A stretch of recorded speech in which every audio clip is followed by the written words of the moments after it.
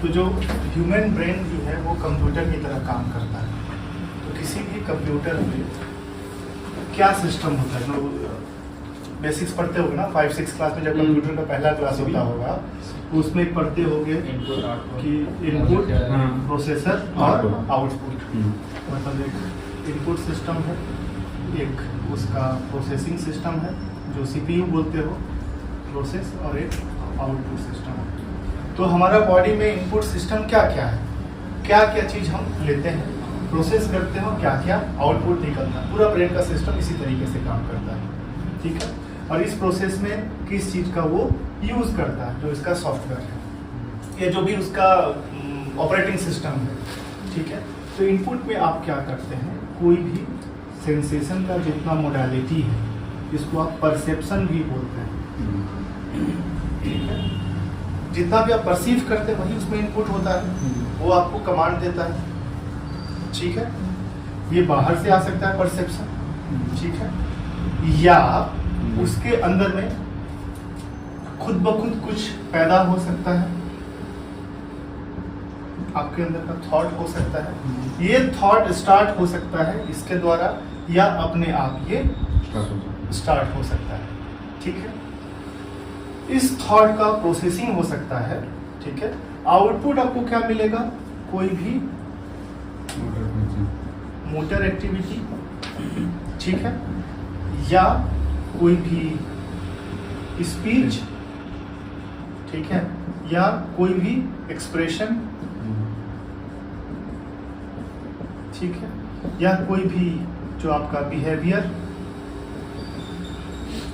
ये सारे मतलब मोटर एक्टिविटी का ही अलग अलग टाइप है कि अगर बॉडी से कर रहा है तो मूवमेंट है, ठीक है, एक्सप्रेशन है, ओवरऑल इस तरीके से रिएक्ट कर रहा है तो वो उसका बिहेवियर है, ठीक है। इन सब के बीच में जो बीच में अंदर में ये आपको दिखता है, मतलब किसी दूसरे को क्या दिखता है, यही दिखता है। और जो बाहर से हम लेते हैं वो क्या लेते हैं, सिर्फ यही लेते हैं। और इसके बीच में क्या चलता है, थॉट। थॉट कहाँ से आ रहा है, या तो अपने आप से आ रहा है, या कहाँ से आ रहा है, मेमोरी से आ रहा है, ठीक है, कहीं ना कहीं कुछ स्टोर है और उसमें रैंडम कुछ असॉर्टमेंट हो रहा है, उसकी वजह से थॉट आ रहा है। उसमें एक्स्ट्रा क्या ऐड हो जा रहा है, इमोशंस ऐड हो रहा है, ठीक है। और ये सब इसका बीच का प्रोसेसिंग है, ठीक है। और इसमें बाकी सिस्टम, इसकी इस तरह से हमारा मेंटल सिस्टम काम करता है। मेंटल सिस्टम, ठीक है, इनपुट परसेप्शन होगा, उसमें थॉट्स होगा, थॉट्स कहाँ से पैदा होगा, मेमोरी से। ये बाई डायरेक्शनल है, थॉट मेमोरी में जाएगा या मेमोरी से थॉट वापस में आएगा। और इसी को हम यहाँ इमोशंस अगर यहाँ रखें तो ज़्यादा अच्छा होगा। बेसिकली थॉट को हम यहाँ रखते हैं, थॉट को यहाँ पे इमोशन, यहाँ पे मेमोरी, ठीक है। तो इनका आपस में लेना देना, बाई डायरेक्शनल इसका रिलेशन, और ये मिल करके आपको ये सब चीज़ करा रहा है, ठीक है। ये नॉर्मल तरीका है। समय के साथ जैसे जो बच्चा पैदा होता है उसका थॉट कुछ और होता है, उसका सेंसेशन कुछ और होता है, ये सब कुछ और होता है। जैसे जैसे मैच्योर होता है तो ये सारी चीज़ें चेंज होती जाती हैं, ठीक है। जिसको हम बोलते हैं स्टेजेज ऑफ साइकोसेक्सुअल डेवलपमेंट या stages of personality development. Erik Erikson ने बनाया था और सिगमंड फ्रायड ने बनाया था कि अलग अलग स्टेज में अलग अलग आदमी का लाइफ का पर्पस अलग अलग होता है। एक सिंपल फंडा ये। दूसरा फंडा ये कि हम जो कुछ भी करते हैं अपने जीवन में, ठीक है, वो इसीलिए करते हैं कि ये थॉट का जो प्रोसेसिंग है या इसका जो इफेक्ट है वो हमारे प्लेजर सेंटर को एक्टिवेट करे, ठीक। प्लेजर सेंटर कहाँ पे होता है, पहले मान लो कि एक इमेजिनरी सिस्टम हुआ करता था, लेकिन अभी मान लो कि ब्रेन के अंदर में ये एक लिम्बिक सिस्टम है, यहाँ पे कहीं पे एक न्यूक्लियस एकम्बेंस है, ठीक है, जो एक प्लेजर सेंटर की तरह काम करता है। तो हम कुछ भी परसीव करें या सोचें या मेमोरी से जोड़ के देखें या उसमें कुछ भी इमोशंस ऐड करें, हर प्रक्रिया अगर इस प्लेजर सेंटर को एक्टिवेट कर रही है तभी वो अपने आप हो रही है। कोई अगर हमारे ऊपर फोर्स कर रहा है और अगर ये प्लेजर सेंटर को एक्टिवेट कर रहा है तब तो हम उसको दोबारा करेंगे या उसको अपने मेमोरी में लॉन्ग लास्टिंग इफेक्ट डालेंगे, लेकिन अगर वो इसको नहीं कर रही है तो वो नहीं स्टोर होगा या हम वो दोबारा नहीं करना चाहेंगे या खुद से नहीं करना चाहेंगे। और ये एक्टिवेट होता है यहाँ पे जो न्यूरोट्रांसमीटर है वो है डोपामिन। ठीक है, तो कोई भी एक्टिविटी जितना डोपामिन रिलीज कराएगी हम वो चीज बार बार करेंगे। इसी से मिलता जुलता एक और इमेजिनरी सेंटर है बगल में, ठीक है, वो है पनिशमेंट सेंटर। मान लो कहीं पे, ठीक है, एक पनिशमेंट सेंटर है, एक प्लेजर सेंटर है और ये पनिशमेंट सेंटर है। ठीक है, अगर कोई चीज पनिशमेंट सेंटर को एक्टिवेट कर रही है तो कितनी भी अच्छी चीज क्यों ना हो हम उसको दोबारा नहीं करेंगे। कहाँ है पनिशमेंट सेंटर वो भी जानने की जरूरत नहीं है, पर pleasure centre and punishment centre का कॉन्सेप्ट कहाँ से आया? कॉन्सेप्ट यहाँ से आया, गार्डन में एक बंदर वाला फोटो देखे होंगे। ठीक है, एक एक्सपेरिमेंट किया गया कि एक पिंजरा था, ठीक है, इसके अंदर में एक बंदर को बिठा दिया गया, ठीक है, और इसके ऊपर में एक यहाँ से एक हुक था, ठीक है, इसमें अलग अलग चीज लटकाया गया और क्या किया गया, इसको एक बैटरी से जोड़ दिया गया इसके बॉडी से, ठीक है, इसके हाथ में जो चेन लगा हुआ था उससे इसको जोड़ दिया गया। एक बार इसमें बहुत अच्छा फल लगाया गया, मान लो मैंगो लटकाया गया, बंदर को आम बहुत पसंद, उसने आम खाया।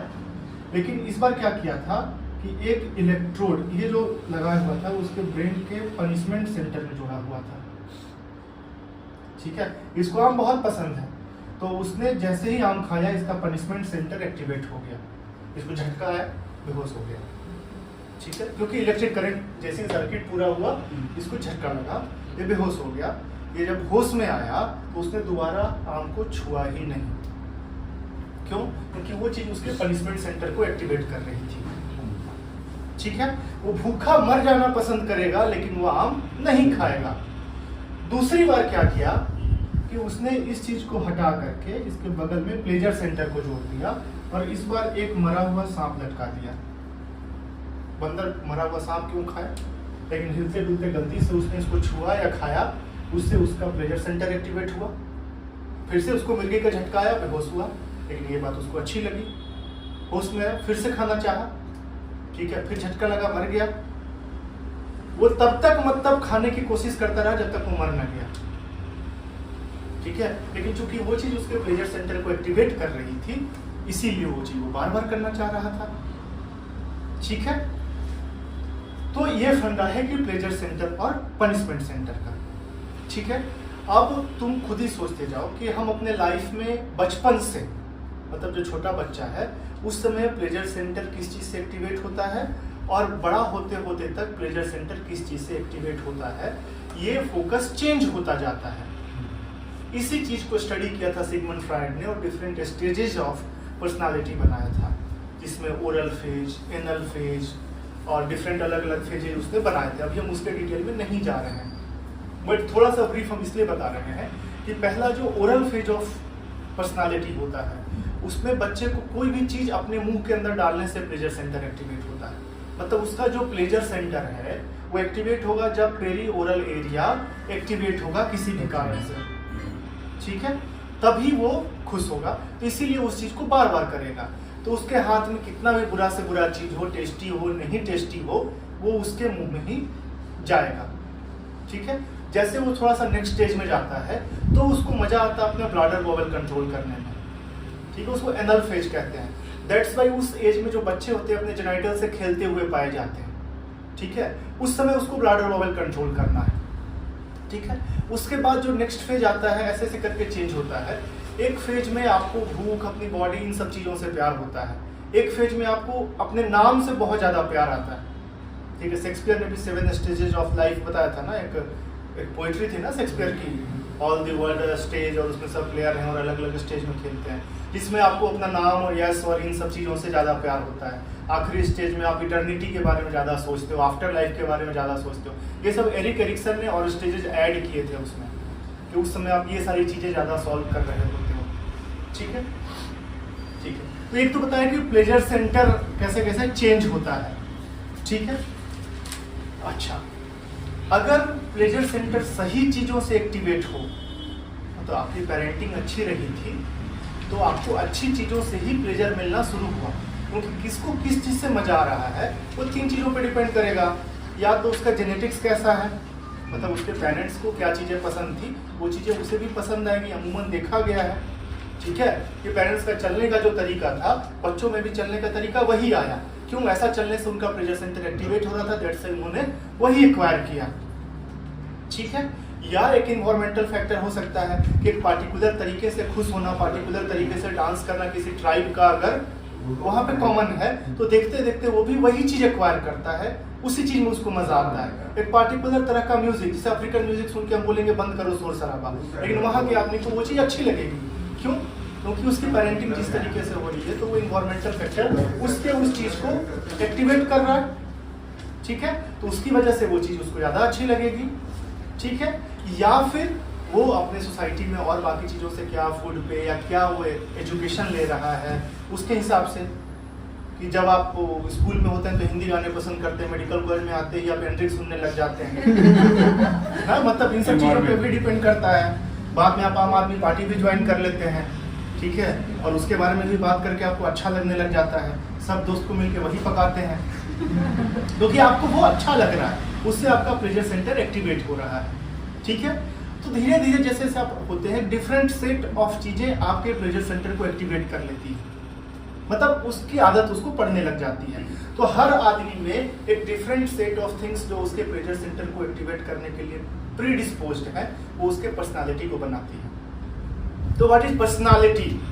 अगर कोई बोलेगा व्हाट इज पर्सनालिटी, मतलब अक्षय कुमार की पर्सनालिटी अच्छी है वो अलग बात है, लेकिन अगर साइकोलॉजिकल टर्म में कहा जाए कि पर्सनालिटी मतलब एक खास आदमी किसी खास कंडीशन में एक इसी तरीके से रिएक्ट करेगा बाकी लोगों की तुलना में, ये उसकी पर्सनालिटी है। और वैसा क्यों रिएक्ट करेगा? क्योंकि उससे उसका प्लेजर सेंटर एक्टिवेट होगा। ठीक है, तो उसकी पर्सनालिटी क्या होगी ये डिपेंड करेगा उसका जेनेटिक्स कैसा, उसका एनवायरमेंटल कैसा, या उसका एजुकेशन कैसा, इन सब चीजों पे डिपेंड करेगा। किसी को डाउरी लेना पसंद है और किसी को डाउरी लेना नहीं पसंद है, ये भी इसी चीजों पे डिपेंड करेगा। कि कोई बीजेपी का अगेंस्ट में है और कोई कांग्रेस के अगेंस्ट में है, उससे उसको मजा आ रहा है, ये भी डिपेंड करेगा इन सब चीजों पे। ठीक है, तो यहीं पे पर्सनालिटी से मिलती जुलती 3-4 और चीजें हैं कि आपका बिलीफ क्या है या आपके लिए वैल्यू क्या है। पीएसएम में पढ़ते होंगे वैल्यू, बिलीफ, क्या चेंज होता है क्या नहीं चेंज होता है, उसको हिंदी में कहते हैं ना आस्था। ठीक है, कि जैसे कि इंडिया में पॉलिटिक्स एक रिलीजन की तरह है। क्यों? क्योंकि रिलीजन आप बाय बर्थ एक्वायर करते हो, है ना। तो मोस्टली लोगों में देखोगे उसके पिताजी अगर प्रो बीजेपी हैं तो बच्चा भी ऑटोमेटिक प्रो बीजेपी होता है, और कितना भी कांग्रेस के बारे में सुना दो वो नहीं पसंद करेगा, घूम फिर के बीजेपी के पास आएगा। होता है ऐसा, अपने अगल बगल देख करके देखना, अनलेस अदरवाइज क्यों पेरेंट्स से बहुत डिटैच होकर रहता हो, ठीक है, और फिर एक अलग सेट में ग्रो किया हो। That's why politics is like religion in India, and ये उसका बिलीफ सिस्टम हो जाता है जो मुश्किल से चेंज होता है। एक हिंदू को मुस्लिम होना या मुस्लिम को क्रिश्चियन होना भी उतना ही मुश्किल है। बाकी चीजों को देखे जो भी हो जाए, लेकिन मरते दम तक वो वही रहना पसंद करता है अगर वो उसका बिलीफ में है तो। नास्तिक है तो अलग बात है। ठीक है, तो हम बात करते हैं कि पर्सनालिटी कैसे किसी इंसान का डेवलप होता है। ठीक है, तो अगर किसी को अच्छी चीजों से, मतलब अगर उसका पेरेंटिंग अच्छे तरीके से हुआ तो अच्छी चीजों से उसको प्लेजर सेंटर एक्टिवेट हो रहा है तो उसकी पर्सनालिटी अच्छी बनेगी। लेकिन जरूरी नहीं कि सब चीजें डिजायर्ड तरीके से ही हो, किसी को गलत चीज से भी प्लेजर मिल सकता है और वो चीज वो बार बार करने के लिए प्रतिबद्ध होगा, बार बार करना चाहेगा, जिससे आप एडिक्शन बोलते हैं, जैसे स्मोकिंग, जैसे अल्कोहल। ठीक है, या ये भी हो सकता है कि किसी को बुरी बातें सुनने में या अपने आप को नुकसान पहुंचाने में मजा आने लगे। जैसे किसी को विक्टिम कार्ड खेलना अच्छा लगने लगे, होता है ना। जैसे एक वर्ड है गम का गुरूर, है ना। गम का गुरूर मतलब किसी किसी आदमी को देखोगे, मतलब हर आदमी के अंदर थोड़ा सा होता है। जैसे उसको टोक दो, यार तुम बहुत कष्ट से डॉक्टर बने होंगे ना, और तुम सुनने के लिए ओपन हो जाओ, तब देखो वो नॉन स्टॉप कितनी देर सुनाएगा। अरे हम इतना पढ़ते थे, इतना कुर्बानी दिए, इतना त्याग दिए, हमारे लिए व्यवस्था नहीं थी। मतलब अपने सैड पार्ट ऑफ लाइफ के बारे में बताते बताते उसको कितना मजा आ रहा है। एक लिमिट तक तो ठीक है, लेकिन अगर ये चीज उसके विशियस साइकिल में चलने लगे तो वो हमेशा उदासी रहना चाहेगा। उसको क्या लगा, मेरी उदासी के बारे में लोगों को सुन के अच्छा लगता है, तो हम क्यों ना और उदास रहें। और ये चीज अगर उसके कंट्रोल से बियॉन्ड हो जाए तो उसका ओवरऑल मूड ही डाउन हो जाएगा, तो कह सकते हो डिप्रेशन में चला गया। यानी ये जो साइकोलॉजिकल थ्योरी ऑफ डिप्रेशन है वो ये है कि डिप्रेसिव थॉट्स उसके प्लेजर सेंटर को एक्टिवेट करने लग गई। अब हम इसको इससे हम प्रूव कर सकते हैं कि सिगमंड फ्रायड ने बोला कि टॉकिंग कैन क्योर डिप्रेशन। वो उसके साथ मिलता है, उससे लंबी बातचीत करता है, जिसको साइको एनालिसिस उसने कहा, और उसके उस थॉट को पकड़ता है जिसमें उसको मजा आ रहा था, जबकि वो गलत थॉट है। जैसे किसी को लगा कि हम बहुत खराब दिखते हैं और ये बात उसके मन में घर कर गई। अब उसको उसी के इंटेलेक्चुअल लेवल के हिसाब से लॉजिक दे करके तोड़ना है। तो उसको बताता कि देखो इतनी लड़कियां तुम्हें देख करके फिदा हो रही थी और ये सच है। तो वो मानता कि सही में मेरा सोचना गलत था। तो उसके चलते जो विशियस साइकिल पैदा हो रहा था वो टूट जाता है और वो वहां से खुश होकर निकलता है, डिप्रेशन खत्म हो जाता है विदाउट एनी मेडिकेशन। तो दिस प्रूव्स कि एक गलत थॉट था, जिसको हम बोलेंगे thought distortion, that was leading to the depression. इसलिए डिप्रेशन में सेल्फ डायरी मेंटेन करने को बोला था। ये सारी अलग अलग चीजें हैं। तो अभी हम बस तुमको बता रहे हैं कि कैसे साइकोलॉजिकल डिसऑर्डर पैदा होता है। उसी तरीके से एक थॉट ये था कि जो anal phase of personality development है, जो 1 से 2 साल के बीच में आता है, जबकि इंसान को अपना ब्लडर लेवल कंट्रोल करना होता है, उस समय उसके पेरेंट्स का बहुत रोल होता है उनको सिखाने में कि कब आपको कैसे कंट्रोल करना है। अगर उस समय पेरेंट्स ने उनको नेग्लेक्ट किया तो वो फेज उनका गलत जाएगा, तो आगे चल के ऐसे लोगों को ओसीडी होने का चांसेस बहुत हाई होता है, ऑब्सेसिव कंपल्सिव डिसऑर्डर। उन्हें किसी पे यकीन ही नहीं रहा, वो एक चीज को बार बार करेंगे, ऐसा पाया गया। उसी तरीके से पहले 6 महीने में जबकि ओरल फेज है, जिसमें बच्चा चाह रहा है किसी भी तरीके से मेरा पेट भरा रहे, क्योंकि एब्डोमेन का कैपेसिटी बहुत कम है, बहुत जल्दी भरता है, बहुत जल्दी खाली हो जाता है, तो उसमें माँ का फर्ज बनता है कि उसका पेट खाली होने के पहले हम उसका पेट भर दें। तो अगर वैसा वो करती है तो उसे दुनिया पे बहुत भरोसा हो जाता है कि दुनिया में सब लोग काफी अच्छे हैं। लेकिन अगर वो फेज नहीं होता है तो ऐसे लोगों को बाद में ट्रस्ट इश्यूज बहुत होते हैं, वो किसी पे भरोसा नहीं करता। हो सकता है वो क्रिमिनल हो जाए, एंटी सोशल हो जाए। पहला 6 महीना के अंदर अगर ऐसा रहा तो आगे चल के उसका दूरगामी प्रभाव क्या पड़ेगा, ठीक है, क्योंकि गलत तरीके से उसका प्लेजर सेंटर या जो पनिशमेंट सेंटर है वो एक्टिवेट हो रहा था, उसको लोगों के बारे में बुरा सोचने में अच्छा लग रहा होगा, ऐसा प्रोपोज्ड हाइपोथेसिस है। ठीक है, ठीक है। तो ये एक रफ सिस्टम है इसके बारे में। अब यहां से कुछ टर्मिनोलॉजी निकल के आएगी कि नॉर्मल तो ये सब चीजें होती है, इसमें गड़बड़ी रहे तो क्या हो सकता है। तो नॉर्मली कोई चीजें आप परसीव कर पा रहे सेंसरी ऑर्गन की वजह से, अगर यहां से कोई चीज परसीव नहीं कर पाए तो उस मोडालिटी का लॉस है, नहीं देख पाए तो विजन लॉस है, नहीं सुन पाए जो है हियरिंग लॉस है, इस तरह की चीजें हैं। ये तो समझ में आ गया कि न्यूरोलॉजिकल है, ठीक है। कोई चीजें अब ज्यादा देखने लगे या ज्यादा सुनने लगे तो क्या है, वो तो एक डिजीज कॉम्प्लेक्स है ना। हम फेनोमेना की बात कर रहे हैं, वो फेनोमेना क्या है। तो कोई चीज कम हो रही हो तो आपको पता है, अगर ज्यादा हो रही है तो इन्हीं को तो आप बोलते हैं हेलुसिनेशन, ठीक है। तो हेलुसिनेशन क्या है, Altered perception in the absence of real sensory stimulation, ठीक है। कोई चीज नहीं है और हमें आ रही है तो वो क्या हुआ, हेलुसिनेशन, ठीक है। या है कुछ और चीज और हमें पहुंच रही है कुछ और चीज, तो ये क्या है, इल्यूजन, ठीक है। चाहे वो देखने में हो या सुनने में हो या फील करने में हो, ठीक है। तो देयर आर टू जो डिस्टर्बेंसेस ऑफ परसेप्शन, ठीक है, मतलब अल्टर्ड परसेप्शन इज इल्यूजन और abnormal in the absence of stimulation is hallucination. ठीक है, इनको अब 3 टाइप में बांट सकते हैं, अनफॉर्म्ड, फॉर्म्ड, कॉम्प्लेक्स. ठीक है, अनफॉर्म्ड मतलब क्या हुआ कि जस्ट उस मोडालिटी से कुछ इंपल्स आ रहे हैं, उसको हम प्राइमरी भी बोल सकते हैं, प्रिमिटिव या अनफॉर्म्ड. अनफॉर्म्ड, फॉर्म्ड और कॉम्प्लेक्स. ठीक है, अनफॉर्म्ड मतलब किसी को जस्ट फ्लैशेस ऑफ लाइट दिखाई दे रहे हैं.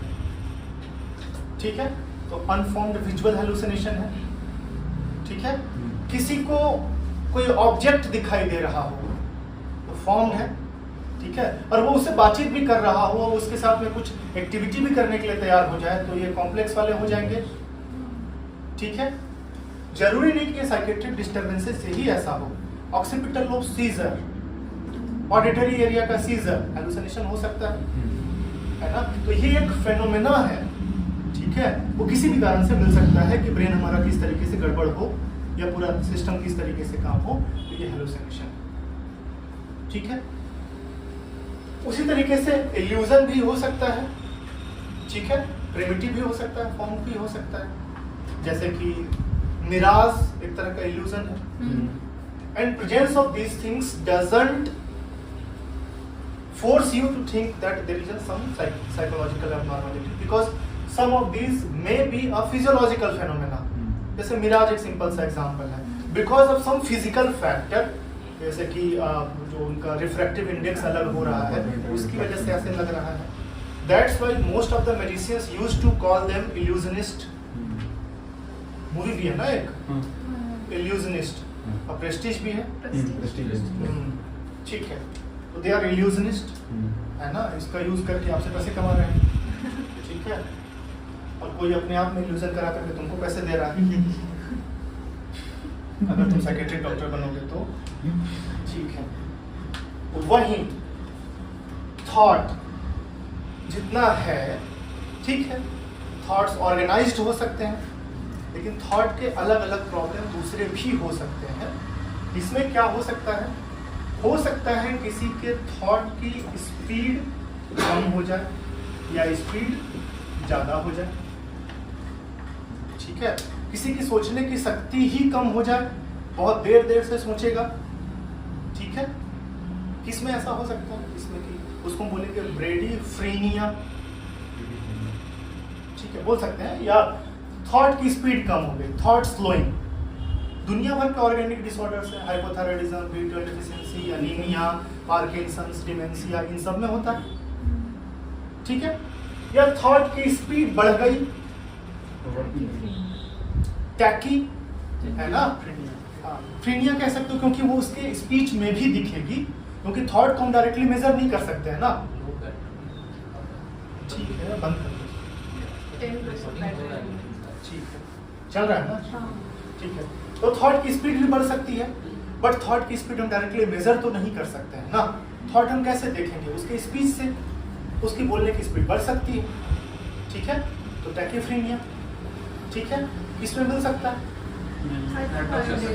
कोई भी आदमी अंडर इन्फ्लुएंस हो, किसी भी जो CNS स्टिमुलेंट ड्रग्स हो, किसी ने भांग पी लिया, उसके बाद क्या होता है, थोड़ा सा अल्कोहल लिया, उसके बाद क्या होता है, और ज्यादा अल्कोहल लेने के बाद क्या होता है, शुरू में स्टिमुलेंट इफेक्ट होता है, बाद में डिप्रेसेंट इफेक्ट होता है. तो इनिशियल फेज ऑफ अल्कोहल, जब मजा आ रहा होता है, उस समय स्पीड बढ़ जाती है.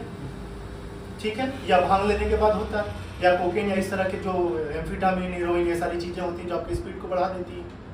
अच्छा, ड्रग्स की वजह से नहीं हुआ हो तो डेलीरियम में भी पेशेंट हाइपोएक्टिव या हाइपर एक्टिव डेलीरियम होता है, जिसमें इस तरह की चीजें हो सकती हैं. या मैनिया में क्या होता है,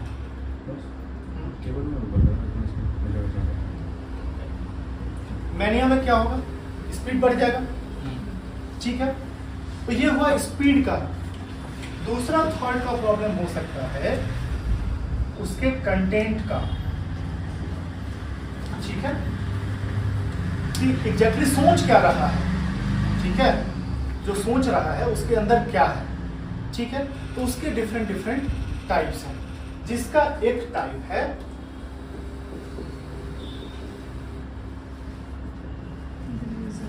डिल्यूजन। तो what is delusion? false belief. False जो बिलीफ मतलब थॉट के जैसा, थॉट का ही प्रॉब्लम है ना बेसिकली, कि वो ऐसा सोच रहा है एंड दैट इज फर्म, मतलब समझाने पर भी नहीं वो दूर हो रहा है ना। जिसको आप कह सकते हैं अलग अलग तरह का डिल्यूजन। किसी को लग रहा है कि वो राजा है ना, है ना। जैसे एक नंबर हॉस्टल में एक रहते थे बॉस, जिनको लगता था कि उनकी शादी बराक ओबामा की बेटी से होने वाली है और ये सच है, और ऊपर से फ्लाइट जाती थी तो उनको लगता था कि वो रेकी कर रहा है उनकी, ठीक है। तो उसमें फ्रेंड्स का बहुत हाथ होता है, वो लोग सपोर्ट करके पार्टी भी ले लेते हैं, ठीक है। तो बहुत सारे लोग हाइपोमेनिया में होते हैं जब उनको थोड़ा थोड़ा ये आना शुरू होता है और इन्वायरमेंटल फैक्टर उसमें ऐड हो जाते हैं, ठीक है। मेडिकल बोर्ड में सारे एग्जाम्पल दिखते हैं ऐसे, ठीक है। कुछ को बहुत अच्छा डांसर बनाया जाता है, बहुत अच्छा डांस करते हो, माइकल जैक्सन फेल है, ठीक है। तो ये क्या है?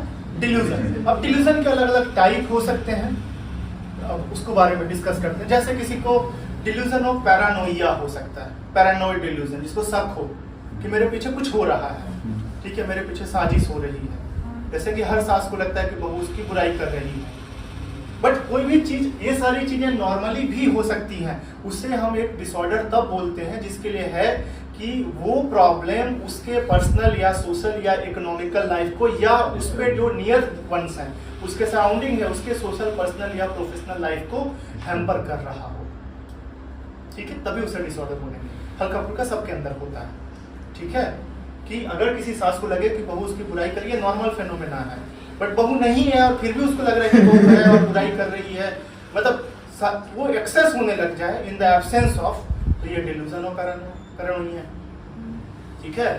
जैसे किसी को लगे कि उसी तरह से डिल्यूजन ऑफ कोई बीमारी है, जैसे यहाँ पे बहुत लोग को लगता है ना पढ़, डिल्यूजन ऑफ इनफिडेलिटी, जिस पे ओथेलो सिंड्रोम भी बोलते हैं, ठीक है, जिसपे ओमकारा मूवी बनी थी, शेक्सपियर का एक नॉवेल है ओथेलो। इनफिडेलिटी, जिसमें लगता है पार्टनर मेरा इनफिडल है, चीटिंग कर रहा है, ठीक है, उसको ओथेलो सिंड्रोम भी बोलते हैं, ठीक है। उसी तरह से हो सकता है कि डिल्यूजन ऑफ ग्रैंडियोर, है ना, किसी को लग सकता है कि हम बहुत हैंडसम हैं, किसी को लग सकता है कि हम बहुत अमीर हैं, ठीक है, किसी को लग सकता है कि सारे लोग तो मेरे ही पीछे भाग रहे हैं, ठीक है। डिल्यूजन ऑफ रेफरेंस, किसी को लग सकता है कुछ भी हो रहा है वो मेरे बारे में बात कर रहा है। कोई चार लोग चौक पे खड़ा होकर क्या बात कर रहे थे, मेरे ही बारे में बात कर रहे हैं, क्यों? हम अपने नया कपड़ा पहन के निकले हैं ना, ऐसा हो रहा है, ठीक है। उसने साइकिल क्यों खरीदा? क्योंकि हम पैदल चल रहे थे, इसलिए वो हमको बुरा लगाना चाह रहा है, ठीक है। मतलब डिल्यूजन ऑफ रेफरेंस, कुछ भी हो रहा है उनको लग रहा है कि मेरे बारे में बात हो रही है, ठीक है। ये है डिल्यूजन ऑफ रेफरेंस। उसी तरीके से है डिल्यूजन ऑफ पैरासिटोसिस। कुछ लोगों को लगता है कि उनके अंदर पैरासाइट घुस गया है, जैसे बहुत बार स्किन में लोग पहुंचते हैं कि उनका कीड़ा काट रहा है, दिख रहा है उनको कीड़ा काटता हुआ, कोई कीड़ा नहीं है, वो एंटीहिस्टामिनिक सिट्रीजिन खा खा के बेहाल हो चुके होते हैं, बाद में लेंजापन से ठीक हो जाते हैं, ठीक है। तो डिल्यूजन ऑफ पैरासिटोसिस, ठीक है। जैसे अभी एक पेशेंट आया मेरे पास, वो उसका कहना था कि वो पिछले 10 साल से परेशान है, रांची के बड़े बड़े न्यूरो वाले डॉक्टर से दिखा के परेशान हो चुका है। हुआ क्या कि एक रात वो सोया था, सोने के बाद से